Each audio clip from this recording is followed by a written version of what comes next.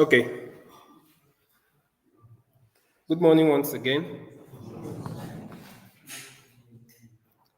Hope we are together. Hope this is not obstructing anyone, so I move it away.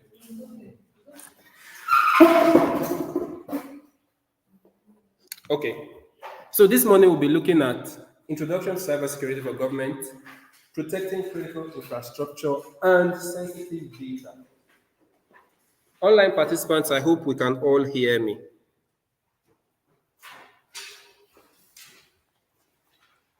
So I'm Victor Idono by name. By way of introduction, we agree that in our today's world, we slightly look into the world of cybersecurity, the risk, and specifically how it affects our day-to-day lives, businesses, and also organizations, right? So when we explore critical topics on threats, it's also important to also identify who are the prospective victims. We can consider ourselves to be one of them, the organization, then maybe the government, right? Why is cybersecurity important to you as an individual, important to organization, and anybody in general? It's because organizations, no matter how small, they are increasing targets of cyber attacks. The moment you're an organization, you're considered by cyber attackers to be, well, this particular organization, because of their size, they don't have the right infrastructure, they don't have the right investment, or they are unwilling to invest in security. So to that, we are very sure that their security infrastructure, security level is low. So attackers will see them as prospective targets that will lead to a successful attack, right? Unlike if they are targeting bigger organizations, the enterprise. So SMEs, small and medium scale businesses, they are targets for cyber attacks. Is that clear? Then data breaches can be devastating, leading to financial loss, reputational damage, and legal consequences. I think we've discussed all of this before, right? There will be financial loss, certain. There might be legal consequences because at the end of the day, you're facing legal charges here and there. Your reputation is at stake and all of that. Then finally, cybersecurity is not just an IT issue, it's a business imperative, meaning for every business that thrive today, they have something to do with cybersecurity. Those that sell, you are selling online, for example, even if your warehouse is in your bedroom, right? You're selling online, you have to protect your digital image, which is that social media account you're using to sell. Or you're doing email marketing, you have to protect your email. If the wrong persons get access to your email contact, it's a breach, true or false? A lot of organizations, when they are sending out emails, they copy all recipients instead of blind copying, thereby revealing emails of every person. Okay? So, small businesses is also important if you're a small business owner or you belong to a small business in your own little way. The infrastructures or the technologies you're using for your day-to-day business, ensure that they are secure. You may not have the right financial investment to invest in high-end enterprise infrastructures, technologies, solutions, as the case may be. But in your own little way, as much as possible, ensure you're keeping safe, right? So, common cyber threats, like someone asked, we discussed about just malware the last time, right?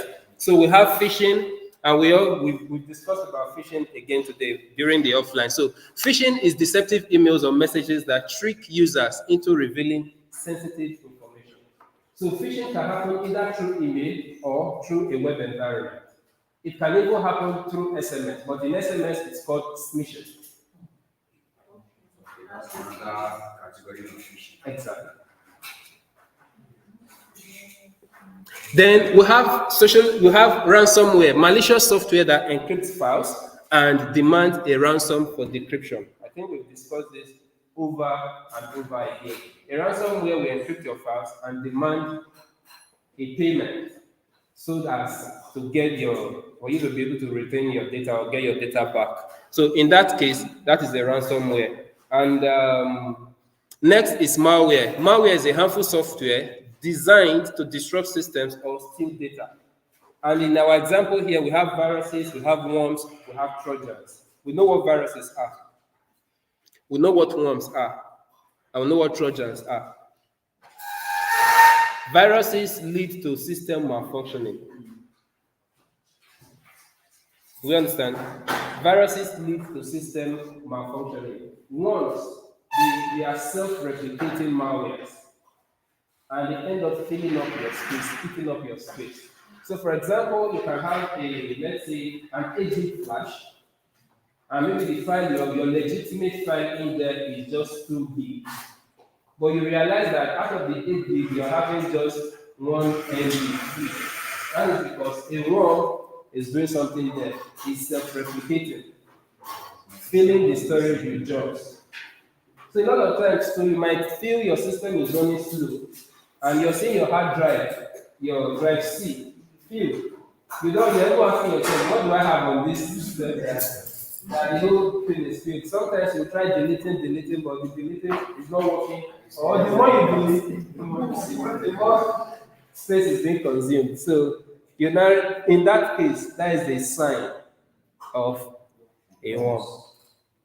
They will have Trojan. Trojan are applications, malwares that pretend to be doing something legitimate, while in real sense, behind the scene, they are doing illegitimate acts.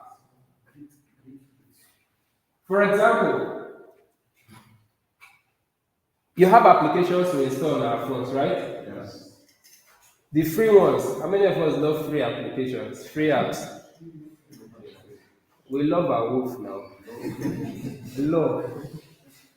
If there's a free one, why should I go for a paid one? Right? So when you download the free one, you're using it for free, but I can assure you that for free is exchange for something. It's exchange for something. One, it's possible they are harvesting your data. Two, it's possible they are gathering information on how you browse, how you use the internet, or how you interact with the application. Take, for example, if I develop a browser and I send it to you for free, you're using the browser, maybe behind the scene, keeping track of all your search record, all the logs, right? Now, let's say I arrived at this university and I partnered and provided that app to all students here for free, right? Students are using it to do their research, and all of that. Of course, educational stuff. They are benefiting from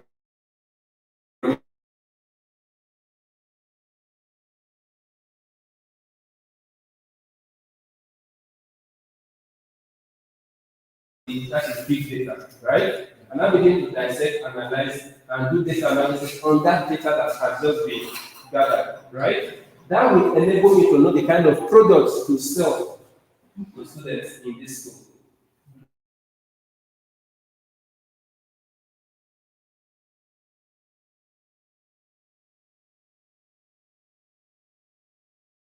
For pizza in this school is high, so it will be profitable for me to go and open a pizza shop.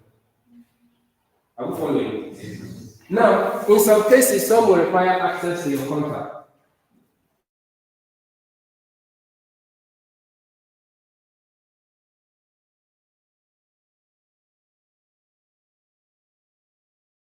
Your app is coming after you.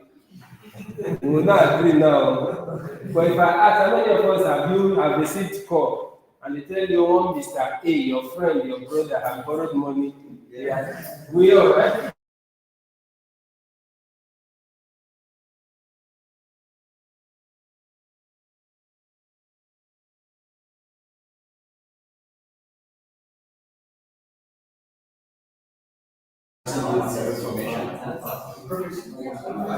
Or maybe the person is frequently calling. No, it's not by frequent. It's not by frequent calls, right? At the point of you installing that application and doing the setup, there's an option. The app is asking you if you want to get access to your contact.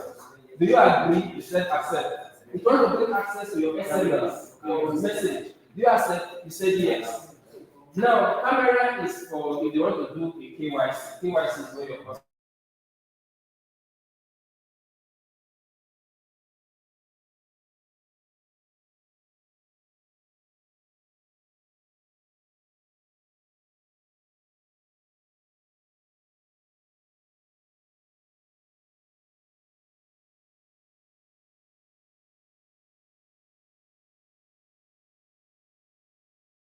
you understand?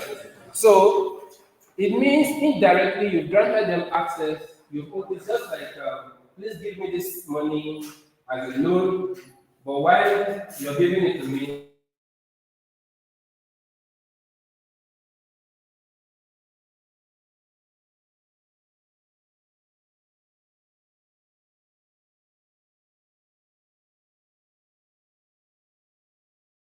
Mention about now if it is the home has applied in it, right? So how do we solve it? the anti-malware. You use anti-malware, yes, to scan your PC on phone too. You can download.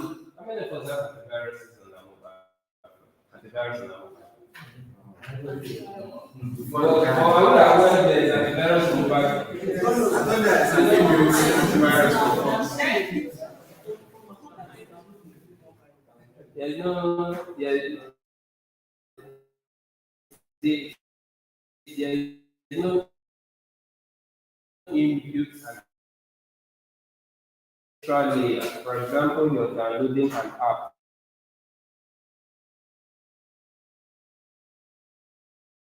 So your OS has to do with installation because you have Play Store on that device. Play Store will notify you that this app is not from Play Store, and to that there's tendency that it might be harmful to your phone or your device. Do you want to proceed with installation? If yes, it will install. If you click no, to disengage it. Right? Now that is at the point of installation.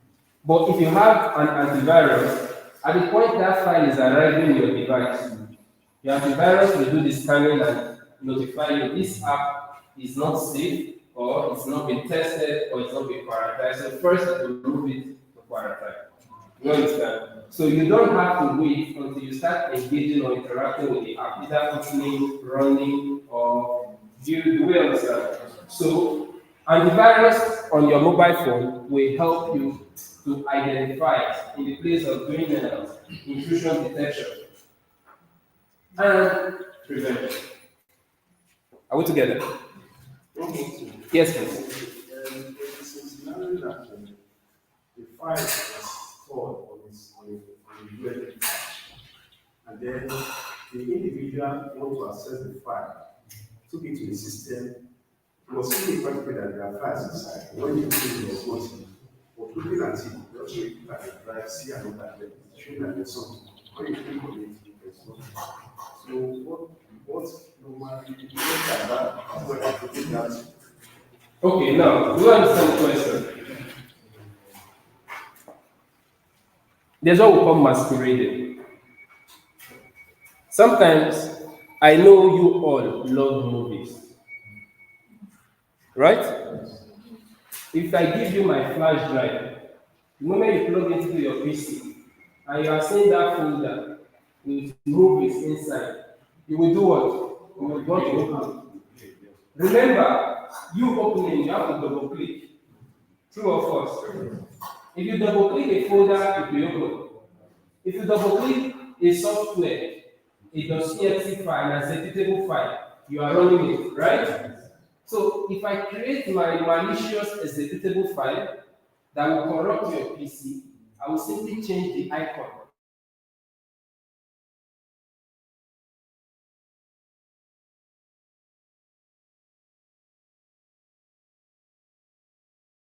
Known to you, that folder is what? An executable file. So you're double clicking to open. You're double clicking to open is actually double clicking to install or run. Then there are some cases like you mentioned, you actually open the folder and it's empty. That is because two things. Some files have been hidden, they are in hidden state. So we have to enable hidden files so that they can be visible. For example, I can configure my desktop. If you see my desktop, it will be plain. I've hidden everything. If you open folders, all hidden. It's also a security mechanism. Remember, it may look like malware, right? A malware attack. But if you're the one that configured it, you're simply implementing security. So while you're seeing files, the one you open is not there. So depending on how it's configured, you'll now be able to identify how to recover the secret files. Are we good? Next is weak passwords. We'll talk about weak passwords. That is, they are passwords that are easily guessable that leave systems vulnerable. E.g., using my name as a password, using my surname, using my phone number, using my date of birth, using my family, relative, relation. Do you understand? So these can be considered as weak passwords. So it's important. I think we've dissected passwords a lot, right? Yes.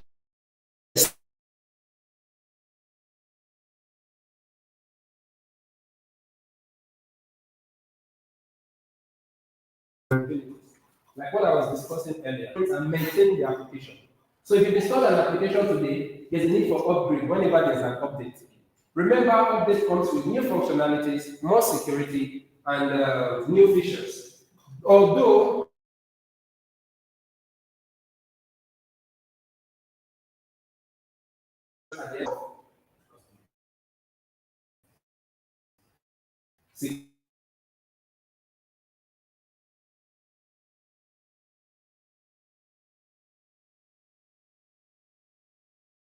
functionality and usability triangle marker here. So it's a triangle, right? There is security to one end, there's functionality to another, there is usability to another. You as a software developer or you that is setting up a system, ensure your system is sitting right in the middle. Then be conscious of what you do. If we have functionality at the top, right? Or, okay, security, functionality, usability. Are we following it virtually, please? Okay. If we have functionality to the left, we have security at the top, we have usability at the right-hand side. If your application is in the middle, if you tilt your application to be more secure, you are moving it away from usability and functionality. Meaning the more secure an application is, the less usable it is to your users and the less functionalities it will have. iOS is considered secure, true or false? But the functionalities are limited. In order to bypass that limitation, they had to start introducing their own version of almost everything. Do you understand? Meaning we have our mobile phone, we also have our tablet, we also have our PC. And these three, since they are running on SIM, they can easily communicate. But unlike your Android can connect to anything. Right? Good. If you move your application or your system, in this case, we are using an application. It can be, let's say we want to set up security in this room, right? In this hall. If you want to implement security, let's consider the security, functionality, and usability triangle. If we make this place so secure, we move it to the extreme security. At the end of the day, let's say, you see this place, this will be the only point of entry and exit. Every other side is totally sealed. The security is high, right? If anybody wants to break in, it's just this point. So if we want to put in physical security in place, let's focus on just this guy, and we are good. So security is high. We've achieved that. Functionality. The functionality is drastically reduced. True or false? Breeze, air, ventilation can only come in through this port. Will it be able to circulate the entire room? So functionality has reduced. How about usability? If we all are to come in and all are to go out, we enter queue. Sometimes we spend over 30 minutes for us to exit this place. We spend another 30 minutes for us to come in. So as for usability, it also drastically drops. But if we bring it down to the middle by introducing one door here, one door there, more windows there, functionalities have increased, right? We're using this as window for ventilation, for light ray, right? We are using this for exit, entrance and exit.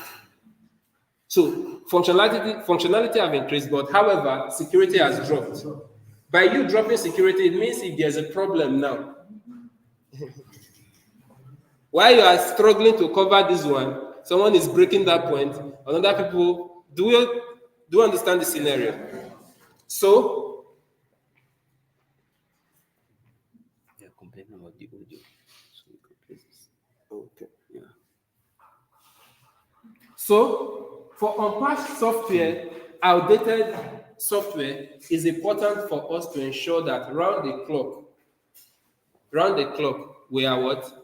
Updating our applications. We are maintaining our applications. If it's a system, we are also maintaining the system. So why cybersecurity matters for government? One, government holds vast amount of sensitive data. Do we agree? Do you know government holds more sensitive data than any private organization?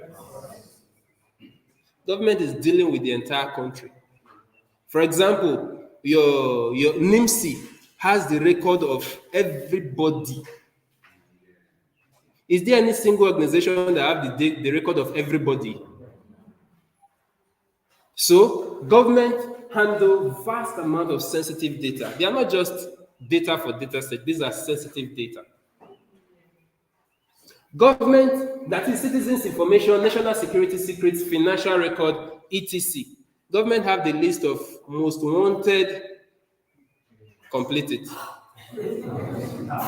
Number two, critical infrastructure, that is the power grid, the transportation, the communication system, all rely heavily on technology, and government is the regulator. Do we agree? So it's important for government to ensure the security of their data and infrastructure. Number three, cyber attacks can disrupt essential services, cause financial losses, and undermine public trust.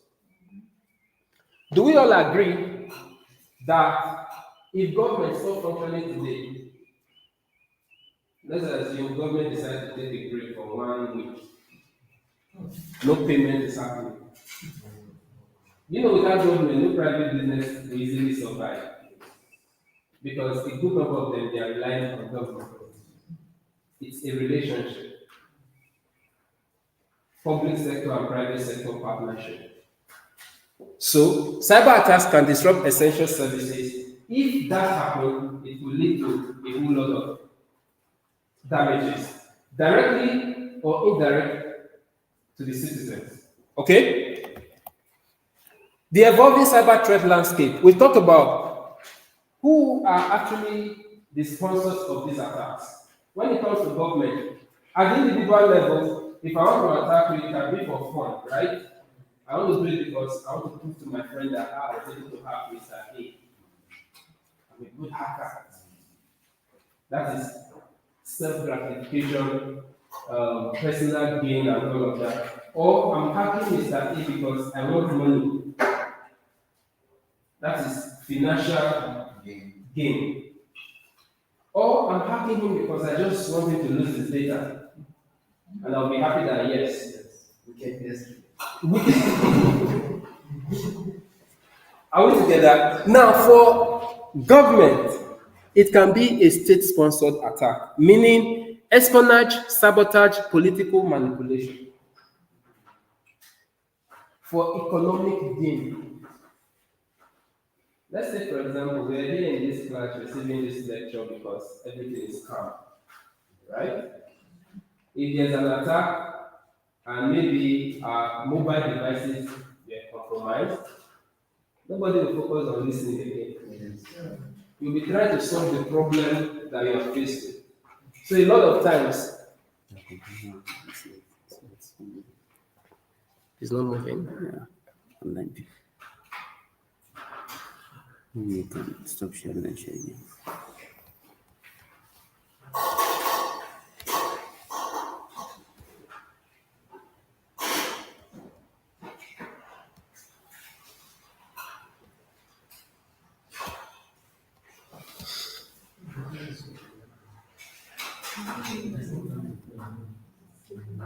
You speak to share. Oh, you don't want to share the task. You want to share the task. You don't share entire screen. Cyber security. Please confirm.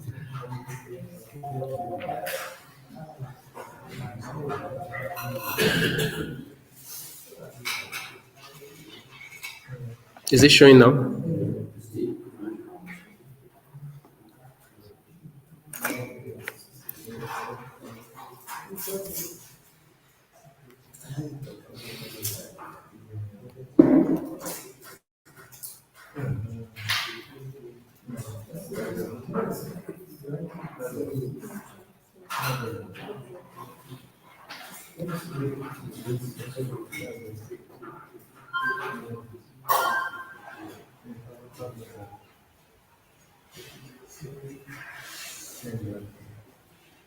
Can we proceed?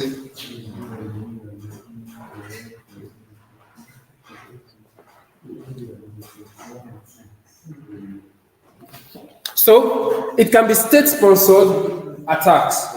These are attacks that are sponsored by other governments, nation states, either for political manipulation. We all know what political manipulation is. You are conducting elections. Let's help them to either rig elections in favor of a preferred candidate against the other. Do you understand? Two, cyber criminals engage in financial gain through ransomware and data theft. A lot of times they are targeting government because of financial gain, because of ransomware and data theft, because government has large storage of sensitive data. These attacks happen so they will steal data. Are we together? Next is activist, that is political or social agenda. In this case, you are not interested in stealing their data. You are not interested Money or political. in their political manipulation or sabotage. What you are interested is the political and social agenda. When the last president was in power, former President Muhammad Buhari was in power, right? A wedding Yes. was organized for him, a date was announced, People have done guests gathered, waiting for a bride and groom to come. That was simply political or social agenda. Do you understand the difference? So someone can create a political scene. Let's send out the wrong message. You know, during the elections, you see one of reports and news flying everywhere. See, if you are not careful, no matter how professional you are, you will even fall into believing some of the reports. Doctored videos will be out. Currently, artificial intelligence is going to perform a lot of wonders in the coming elections. We are We have seen it, we have seen the result of the new content. So a lot of things is bound to happen, which means you should also update yourself, because if you don't update yourself, you'll be fooled. You say, I saw it, I'll testify in the court of law. You go and testify.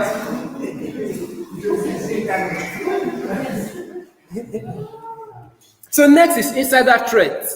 Employees or contractors with malicious intent. There are contractors that work with government that have malicious intent. So these are also reasons for that make up the cyber threat landscape for or relating to government. So building a strong cybersecurity posture is a multi-layered approach. Okay, a multi-layered approach is important. It's essential. You don't just focus by when we say multi-layered approach. You don't just focus on one aspect. For example, because I have so implemented all the aspects of password policy. Because my password is secure, it cannot be cracked. I put it on a password written and it's giving me, let's say, 500,000 years for it to be cracked. Are you good? You need to implement a multi-factor level of security in place. So remember, cybersecurity is a continuous process, not a one-time fix or an end state. It's a continuous thing. Sir, Yes. with respect to that activist, when someone falls victim of that, would there be a legal consequences on him for falling victim of such thing? Because like they are very misleading, sometimes they are very rude. It will be very difficult to differentiate between whether it is true or not. What is preventable? Preventable. It is avoidable, avoidable. Now, to you, that is why there's no excuse. Ignorance is not an excuse in the court of law. Do you understand? Ignorance is not an excuse. You cannot come and say because you are not aware of the stated policy. Are we together? So even if it's looking so real, it is your responsibility to verify. That is why it's important before you post, verify what you're posting. What source is this originating from? A lot of times you will see one headline, and when you look at the media house publishing it, is one blog or one thing. These are people without reputation. They can afford to post anything. In fact, if you try finding out who owns that blog site, it belongs to nobody because the people they are even running away from. Do you understand? So it's important for you to verify your facts before you share. Not because you see one video where someone is saying some things, you say, yes, this is the person. No. Technology has advanced. Those things can be doctored. Those things, AI can be generated using AI. Are we together? So next is building a strong cybersecurity posture. For us to build a strong cybersecurity posture, we need to look at, one, the people. Every organization, every government have what? People in it. And the people, for you to ensure that the people are safe and secure, you have to ensure you're implementing training. Training never stops. Why? Technology keeps evolving. So there is a need for every organization, for every individual, for government to train their staff, their employees, their officials. Are we together? Next, awareness. Awareness cannot be overemphasized. How effective is your awareness in the organizational level? No man is an island. So there should be continuous awareness, sensitization, training, then implementing strong policies. Policies will help users to adapt. Policies will help users to stay in check. Do you understand? Policies can be likened to laws that govern the organization, security-wise. So building a strong cybersecurity posture, we look at the process. First, we look at the people. Next is the process the people are working on. And for the process, you need to do your risk assessment. How vulnerable are we? What are most critical infrastructure? What is most valuable to us? What is most critical? Sometimes what's most valuable is not what's most critical. In other words, we have a server, for example. The server is valuable. When you talk of criticality, it is the data sitting on the server that is valuable, that is critical. You understand the difference? So your risk assessment will be able to identify all of this and Or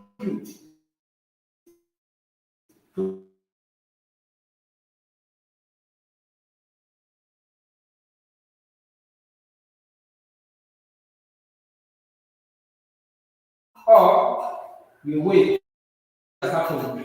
That's when you start looking for plan.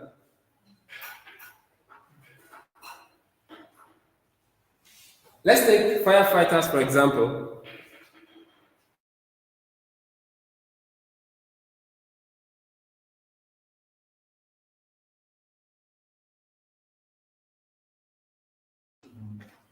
That's when they start looking for one. This is our firefighter truck. It seems we've not tested it for the past.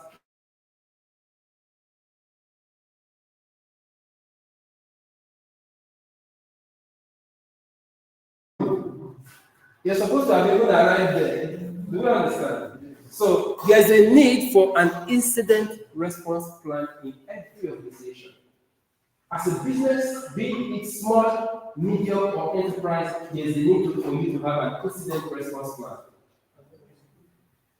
If you are selling clothes, have an incident response plan. As little as clothes. Your incident response plan can be, let's say, your delivery guy, in quote, is going for delivery. What if something happened on the way? You lost communication. Are there other channels?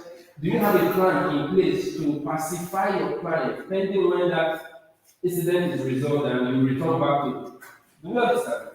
So it's important for everybody, every organization, every government to have an incident response plan in place under process. Next is continuous monitoring. You've been able to do your risk assessment.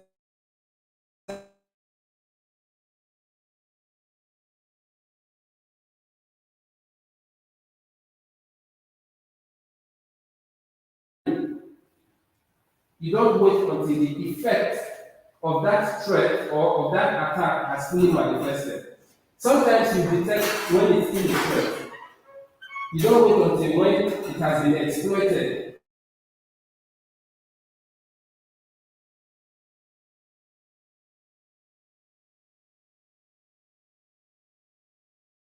More results. Are we good?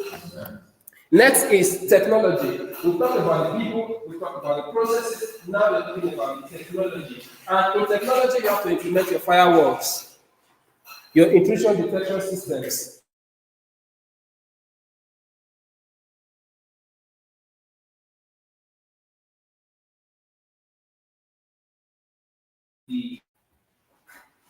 Are we together? So access control covers all of this. Cybersecurity best practices for government. Separately, we talk about the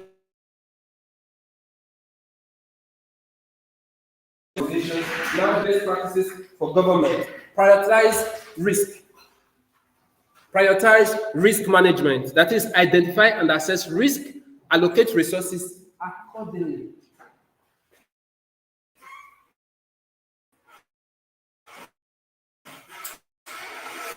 Allocate or unnecessary areas. I read the report. Anyway, that report should be there first. So keeping software up to date.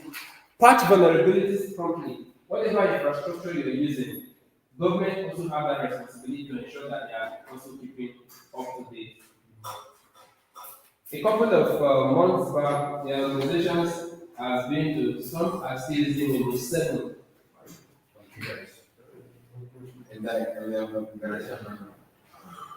Still using Windows 7.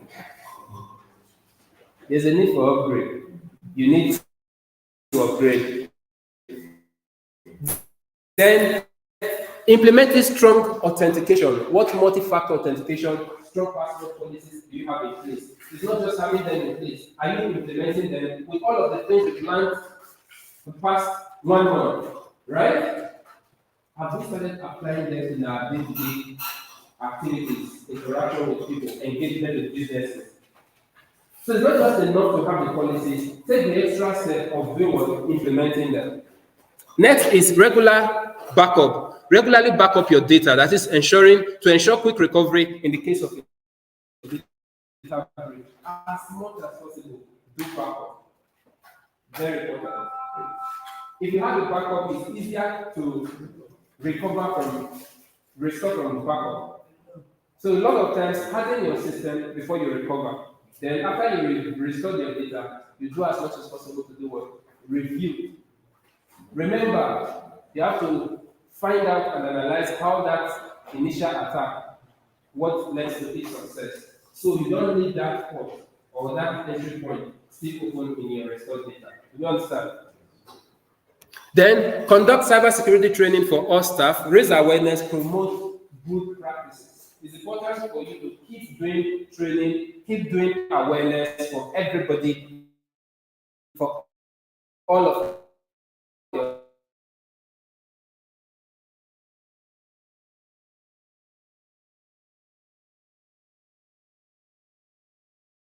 These policies are created for our God cannot follow this thing. Is a big man, a big man. I will use the excuse of big man to lift him above the policies. But sometimes they now become a point of entry.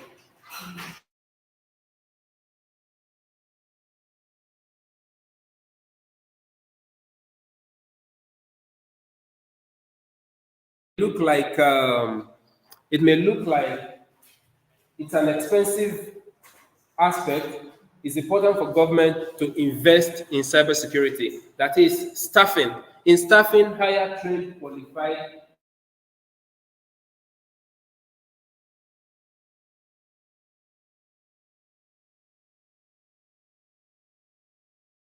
You need to hire professionals, don't hire quacks. Venturing into cybersecurity, learn, follow the basics. Don't join. If you join, you become a quack. You understand? Ensure you learn the basics. You move to intermediate, you move to advanced, and you become a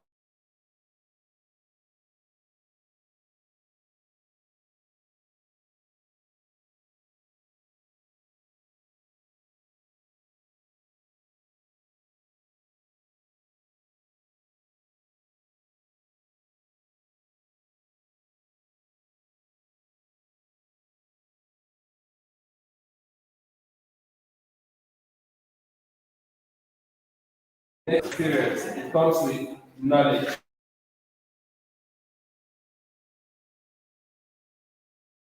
Technology, implement the latest technologies, partnership, ensure you partner and collaborate with other agencies and organizations. There is a need for government to engage in public and private sector partnership because of regulatory view, right? But if you bring in the private sector, if you reduce that private sector partnership, you'll be able to come in from another perspective. So in conclusion, cybersecurity is a shared. Everyone in government has a role to play in protecting sensitive data and critical infrastructure, right? Then by working together, we can strengthen our defenses and ensure the security of